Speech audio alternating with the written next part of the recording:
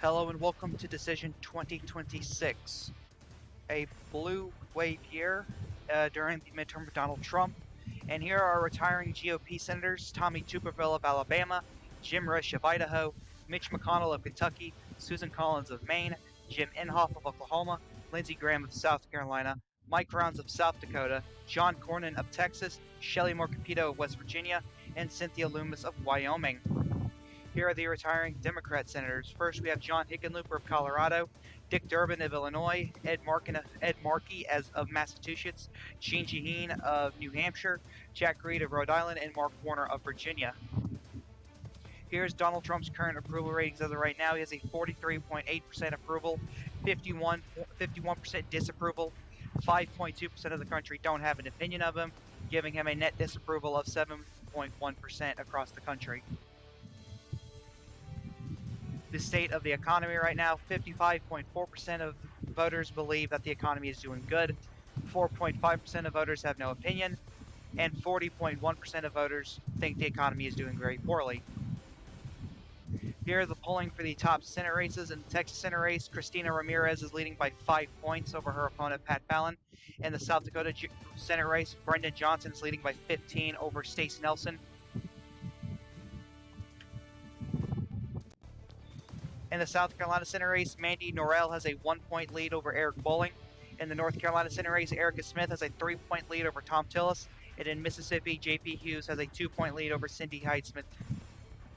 Polling in the top governor races show Marco Lopez Jr. with a 1-point lead over Kari Lake. In Texas, Steve Adler has a 5-point lead over Greg Abbott. In Wisconsin, Mandela Barnes has a 10-point lead over Sean Duffy. In New Mexico, Howie Morales has a 6-point lead over Mark Ronchetti. And in Nevada, Marilyn Kirkpatrick has a 5-point lead over Michelle Fior. Here is CNN's 2026 Senate election forecast. They have Republicans winning 46 seats and Democrats winning 53 seats. And the independent candidate, Vic Coring in Alaska, winning that seat in Alaska. However, there is more likely the chance that he'll be caucusing with the Republicans, as he has stated this in the past. Here's MSNBC's Senate forecast. They have pretty much the same prediction as CNN, but they have Democrats winning by larger margins than CNN does.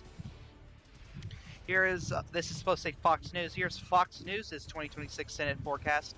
They have Republicans gaining seats, 62 seats, to Democrats 38 seats. They have Republicans winning a total of 4 seats this election cycle. It is now 7 p.m. and the following states have poll closings. And we have one state to call at this hour, and that's Terry McAuliffe, the former governor of Virginia. He will win his first term to the Senate, defeating Scott Taylor by around 21 points.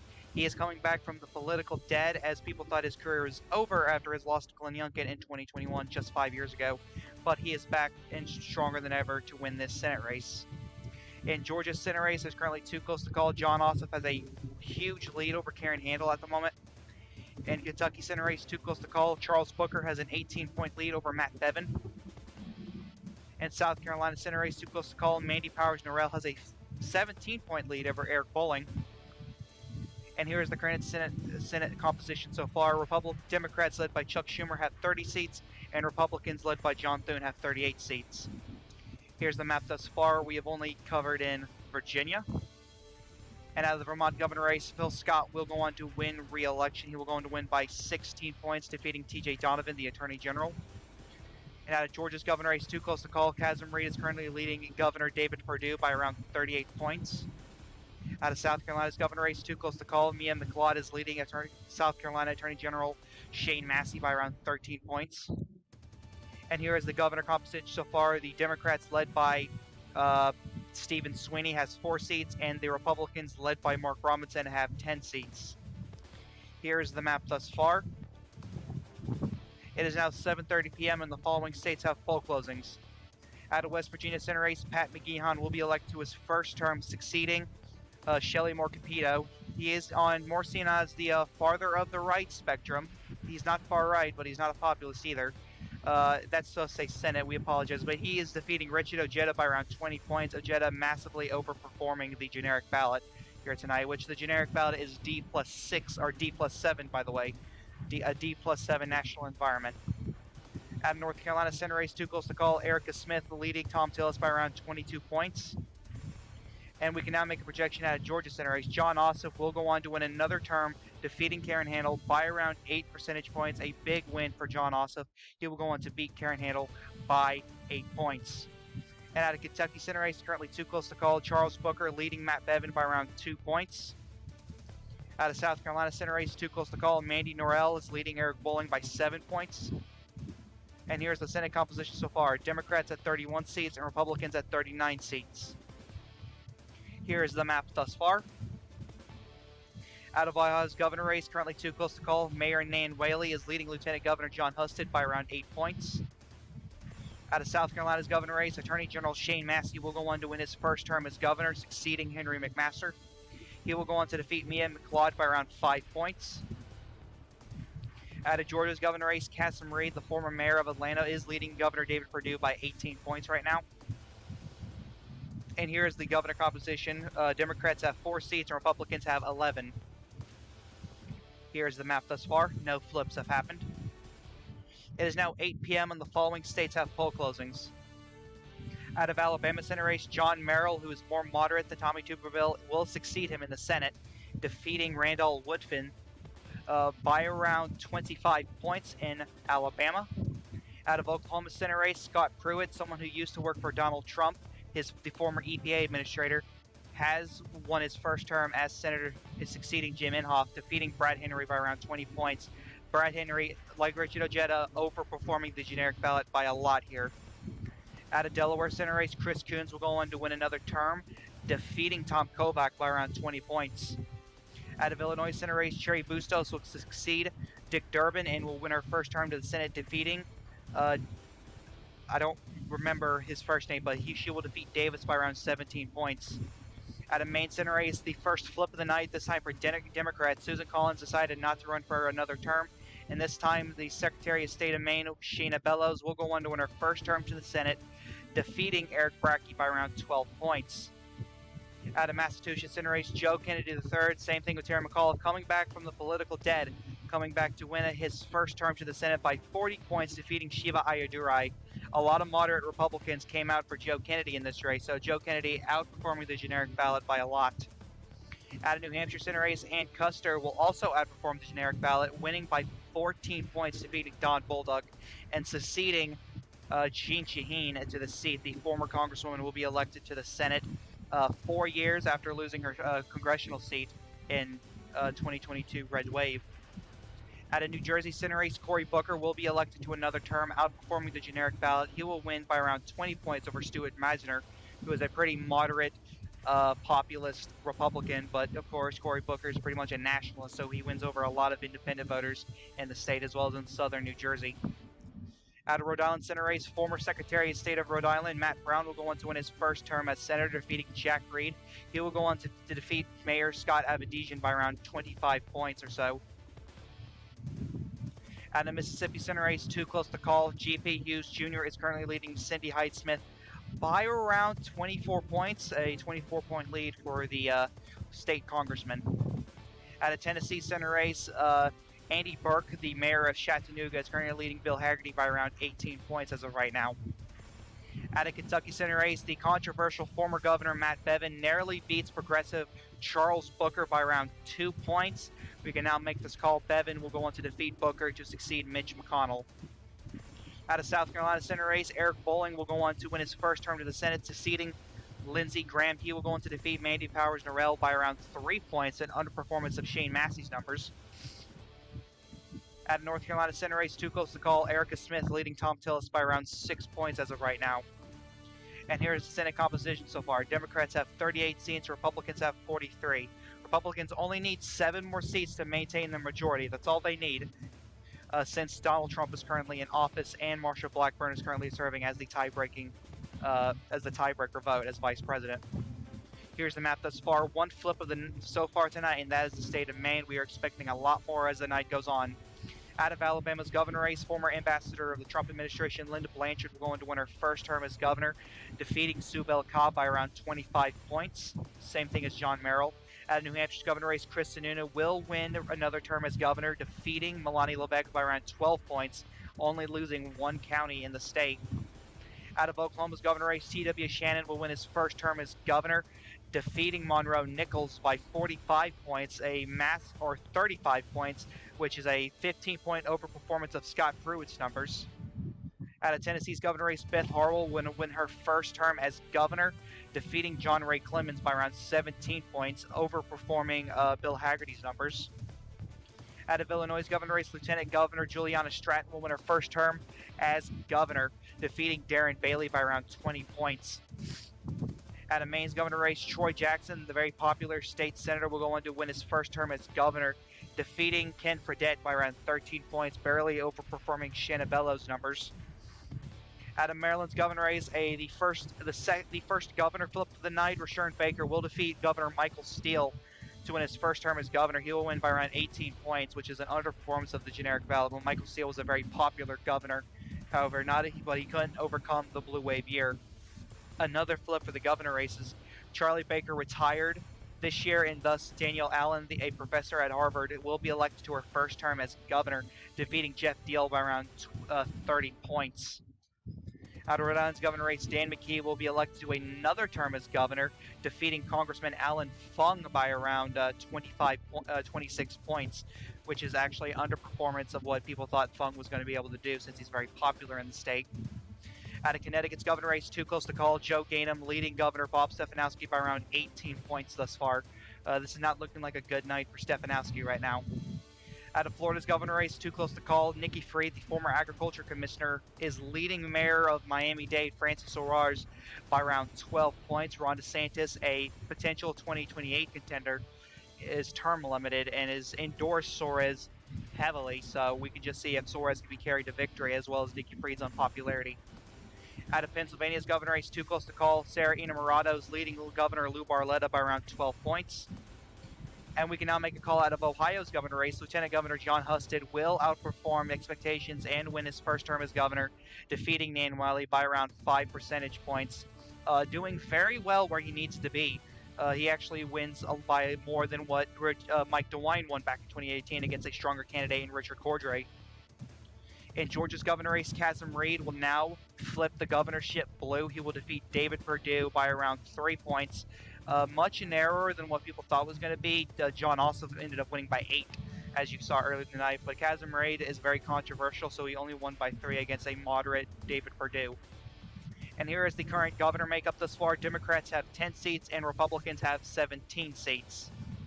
And here is the map thus far. We have 3 flips for the Democrats: Georgia, Maryland, and Massachusetts. It is now 8:30 p.m. We now have poll closings out of the state of Arkansas, as Tom Cotton will be re-elected to another term as senator, defeating Connor Eldridge by around 30 points. We can now make a call at a Tennessee Senate race, as Bill Hagerty will end up winning by around 9 points, defeating Andy Burke, a big underperformance of the generic ballot for Hagerty. At a North Carolina Senate race, a shocker here, Erica Smith will be elected to her first term as senator, defeating Tom Tillis. It looks like the Progressive Caucus is getting another member of their caucus from the Senate, as Erica Smith will go on to defeat Tom Tillis by around 2 points in the state of North Carolina. At a Mississippi Senate race, too close to call, J.P. Hughes Jr. leading Cindy Hyde-Smith by around 6 points as of right now. And here's the Senate composition thus far. Democrats have 39 seats, the Republicans 45 seats. Republicans now only need 5 seats to maintain a majority, and this is still anyone's race thus far. And here is the Senate map thus far. 2 flips of the night, North Carolina and Maine going from red to blue. And out of Arkansas's governor race, Sarah Sanders will go on to win another term as governor, defeating Greg Leding by around the same margin as Tom Cotton's victory at 30-point victory. And we can now make a call out to Connecticut's governor race, as Mayor Joe Ganim will flip this seat blue, defeating Bob Stefanowski by around 7 points, which Stefanowski did a phenomenal job despite the generic ballot not really being in his favor. Out of Pennsylvania's governor race, Sarah Innamorato will go on to win her first term as governor, becoming one of the youngest governors in the country, defeating Lou Barletta by around 5 points, which is a devastating loss for Barletta. And out of Florida's governor race, too close to call, Nikki Fried has a 2-point lead over Francis Suarez. And here's the current governor composition thus far. Democrats have 12 seats and Republicans have 18 seats. It is now 9 p.m. and the following states have poll closings. Out of Colorado Senate race, former State House Speaker Andrew Romanoff will win his first term to the Senate, succeeding John Hickenlooper, winning by around 20 points over Congressman Ken Buck. Out of Minnesota Senate race, Tina Smith will go on to win another term, defeating Kurt Doubt by around 10 points. Out of Nebraska Senate race, Ben Sasse will go on to win another term, defeating Annette Dubois by around 25 points. Out of Wyoming Senate race, Liz Cheney, the former Congresswoman, will be elected to her first term in the Senate, defeating Gary Trauner by around 30 points. Out of Kansas Senate race, too close to call, Paul Davis has a 6-point lead over Senator Roger Marshall. Out of Louisiana Senate race, too close to call, Mitch Lane Dreo, the former mayor of New Orleans, is leading Senator Bill Cassidy by around 24 points. Out of Michigan Senate race, Senator Gary Peters is leading Tom Leonard by around 32 points. Out of New Mexico Senate race, too close to call, Ben Ray Lujan is leading Richard Berry by around 38 points. South Dakota Senate race, too close to call, Brendan Johnson is leading Stace Nelson by around 24 points. Texas Senate race, too close to call, Christina Ramirez leading Pat Fallon by around 22 points. This is going to be a competitive race here tonight. And we can now make a call, a big win for Democrats, as Blue Dog, very conservative Democrat J.P. Hughes Jr. has been elected to his first term as a senator, painting Cindy Hyde-Smith as a racist, as she has had past statements supporting the Confederacy, saying she isn't loyal to the U.S. And independent voters en masse swung to J.P. Hughes Jr., as well as moderate Republicans, but that only still connects to him to a 2-point victory here tonight over Cindy Hyde-Smith. A big upset for Democrats here tonight, and a big massive overperformance of the generic ballot. And here's the current Senate makeup thus far. Democrats have 42 seats, and Republicans have 47 seats. 3 more seats Republicans need. That's all they need, and they have multiple pathways to get to. They have it through Iowa, Montana, Idaho, and Alaska, and they have 51. They can lose every other seat, and they can still have a majority without needing a tiebreaker. Out of Colorado's governor race, Mike Johnson will win his first term as governor, defeating Cory Gardner by around 20 points. Out of Minnesota's governor race, Lieutenant Governor Peggy Flanagan will win her first term, defeating Michelle Benson by around 14 points, overperforming Tina Smith by around 4 points. Out of New York's governor race, Kathy Hochul will win another term as governor, defeating Rob Ostriano by around 20 points. Out of Nebraska's governor race, Charles Herbster will go on to win another term as governor, defeating Sarah Howard by 16 points, underperforming Ben Sasse by around 9 points. Out of South Dakota's governor race, Steve Haggard will win another term, defeating Dan Ehlers by around 18 points. Out of Wyoming's governor race, Rex Remmel will win his first term as governor, defeating Chris Rothfuss by around 38 points, outperforming Liz Cheney by around 3 points on the ballot. And out of Arizona's governor race, too close to call, Marco Lopez Jr. has a lead over Governor Kari Lake. Out of Kansas governor race, too close to call, Lynn Rogers has a 10-point lead over Governor Derek Schmidt. Out of Michigan's governor race, too close to call, Garland Gilchrist has a lead over Governor James Craig. New Mexico's governor race, too close to call, Howie Morales has a lead over Governor Mark Ronchetti. Texas governor race, too close to call, Blue Dog Mayor Steve Adler has a lead over Governor Greg Abbott. Out of Wisconsin's governor race, too close to call, Progressive Mandela Barnes has a lead over Governor Sean Duffy. And we can now make a call out of Florida's governor race, as Francis Suarez will be elected over Nikki Fried by around 3 points. This is mostly credited to Nikki Fried's unpopularity and for Suarez's massive, strong performances in southern Florida. But he is still expected to win by around 3 points, roughly on even with Trump's 2020 numbers. And here is the current governor makeup thus far. Democrats have 15 seats to Republicans 22 seats. And here is the map thus far. We have around 5 flips, that being Georgia, Maryland, Pennsylvania, Connecticut, and Massachusetts, all going blue here tonight thus far. And we still have a lot more to go here tonight. It is now 10 p.m. and the following states have poll closings. Out of Iowa Senate race, too close to call, Michael Franken has a 14-point lead over Joni Ernst. Out of Montana Senate race, too close to call, Wilmot Collins, the mayor of Dayton, Montana, if I'm not mistaken, has a 10-point lead over Senator Steve Daines. We can now make a call out of Kansas Senate race, as Roger Marshall will be elected to another term as senator, defeating Paul Davis by around 6 points. Out of Michigan Senate race, Gary Peters will go on to win re-election by 5 points over Tom Leonard. Out of New Mexico Senate race, Ben Ray Lujan will underperform massively on the generic ballot and only beat Richard Berry by around 8 points, which is underperforming Joe Biden's 2024 numbers, who won the state by 9. Lujan's only winning it by 8 here. Out of Louisiana Senate race, too close to call, Mitch Landrieu has a 6-point lead over Bill Cassidy. Out of South Dakota Senate race, too close to call, Brendan Johnson has a 6-point lead over Stace Nelson. Out of Texas Senate race, too close to call, Christina Ramirez has a 2-point lead over Pat Fallon. And here's the Senate composition thus far here tonight. Democrats have 44 seats, Republicans have 48 seats. Republicans only needing 2 more seats to maintain a majority. Here's the Senate map thus far. And out of the governor races, out of Iowa, too close to call, Cindy Axne has a 14-point lead over Ashley Hinson.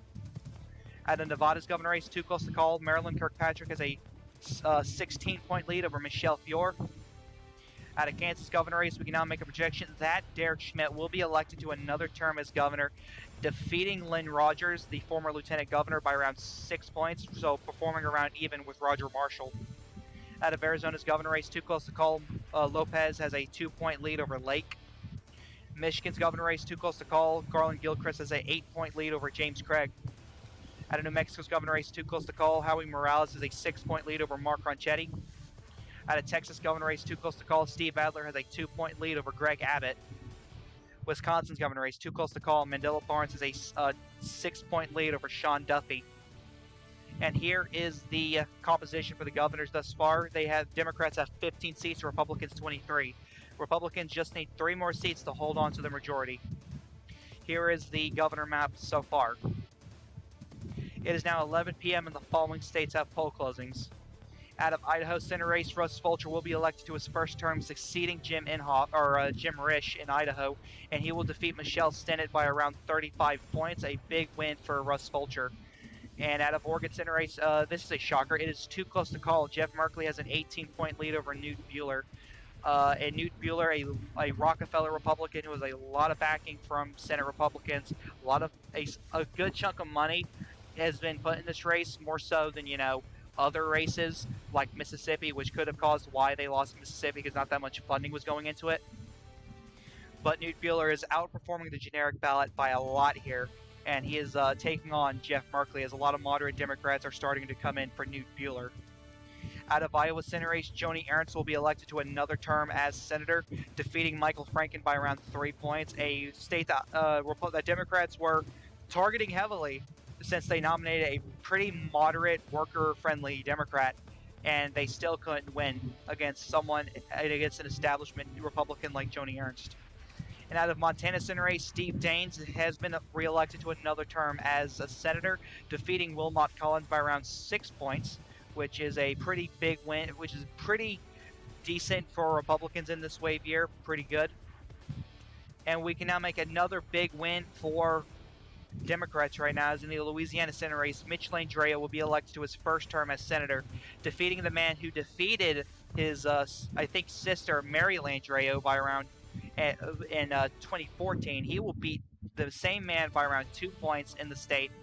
Be another blue dog conservative is being elected to the Senate out of the South. And look at this, another conservative is being elected. Brendan Johnson, a big shocker here. He will defeat far-right neocon Stace Nelson by around 2 points. Stace Nelson, he had more money on him and everything, but people were turned off by him left, right, and center. Steve Haggard, he didn't even endorse him, even though there was talks that, they had a falling out.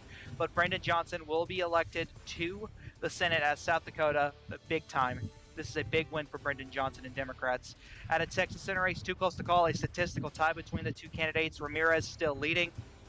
And here's the Senate composition thus far. And Republicans will maintain control of the U.S. Senate, 51 seats to 46 seats. Let's just see if they stay at 51, because these other races don't look good for them, considering the fact they lost Mississippi, Louisiana, and South Dakota, some deep red states. But Democrats are having a wonderful night here tonight, despite this wave being 2 points less than the wave they had in 2018. And here is the Senate map thus far, adding Louisiana and South Dakota to the flip column from red to blue.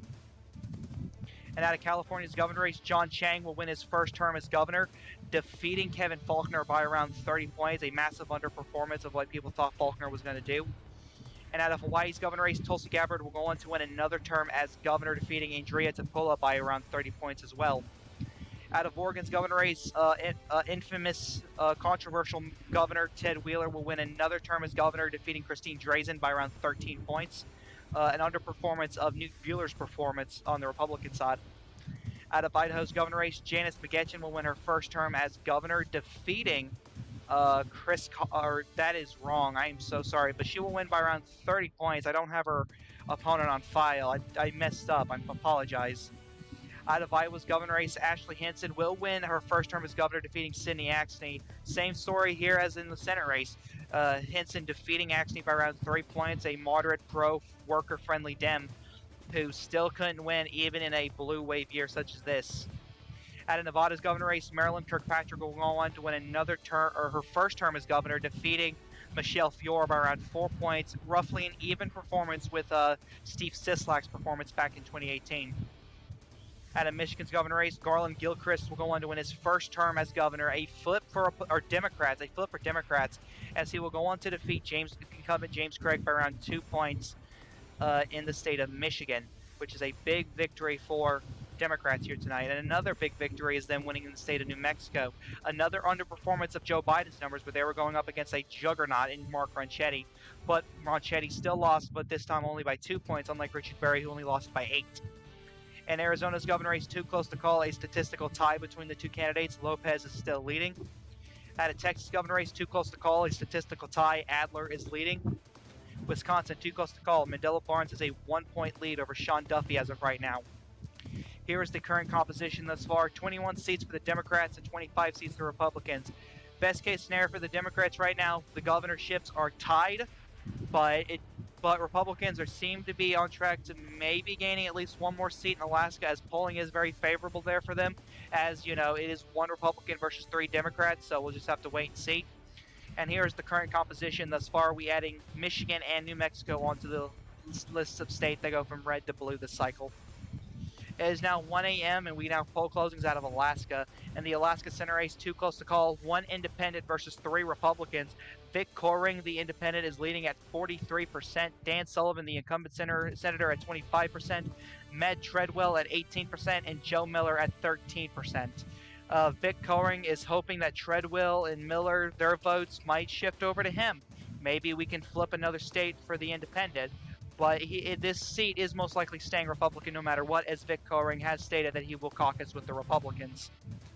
At an Oregon Senate race, we can make a call that Jeff Merkley will win another term as governor, defeating Newt Bueller by around 8 points, a big underperformance of the generic ballot. Merkley was against a strong competitor, a strong candidate, and Newt Bueller, so I guess we can forgive him for that. And here is the current Senate composition thus far, where Democrats have 47 seats to Republicans 51 seats. And here is the map thus far. We have 2 states left for the Senate race, that being Alaska and Texas. And out of Alaska's governor race, Republicans win the governorships with this state, as Kevin Meyer, the lieutenant governor, will be elected to his first term, winning by around 27 points over Valerie Davidson, Mike Navarre, and Bill Wylotowski, who were the 3 Democrats. As you can see here in the light blue in the west of the state, that is where Mike Navarre won, and here in the tail in the west of the state is where Valerie Davidson won. Wylotowski did not win any counties here, but due to the fact that all the Republicans were just going to go vote for Kevin Meyer, and everyone else could have voted for the other 3. The vote was split. Kevin Meyer did win enough of the vote to win 50% of the vote and to win outright without going to ranked choice voting.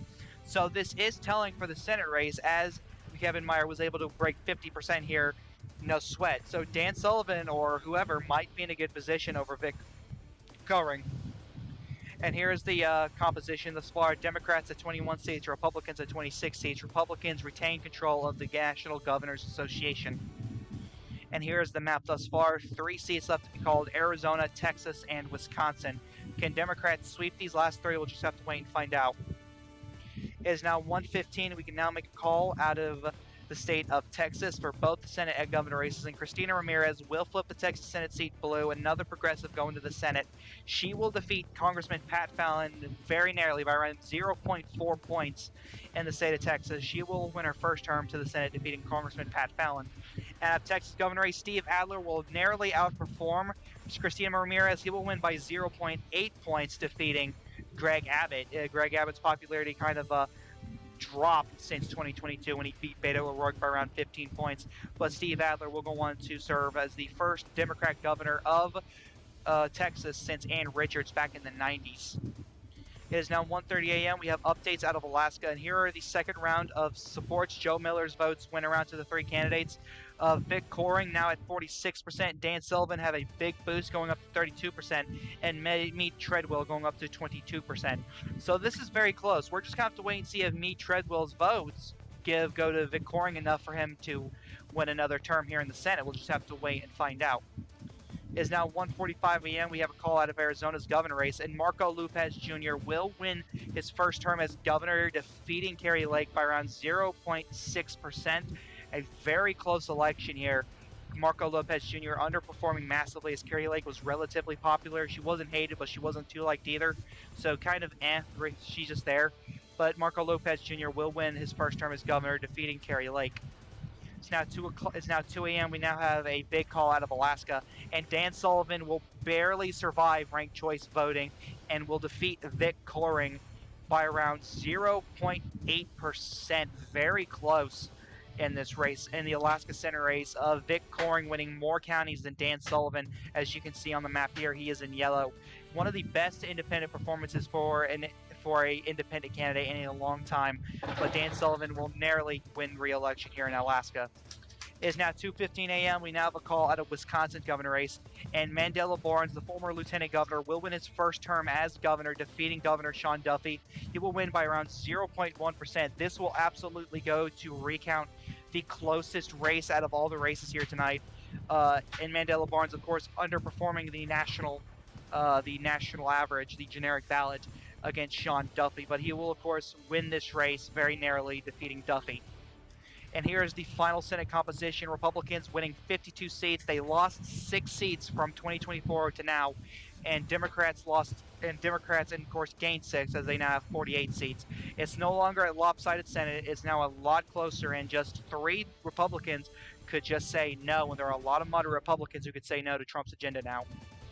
And here is the final Senate composition. As you can see here, 6 states flipped from red to blue. South Dakota, Texas, Louisiana, Mississippi, North Carolina, and Maine all go to the Democrats this election. It's a very confusing map, I know, but...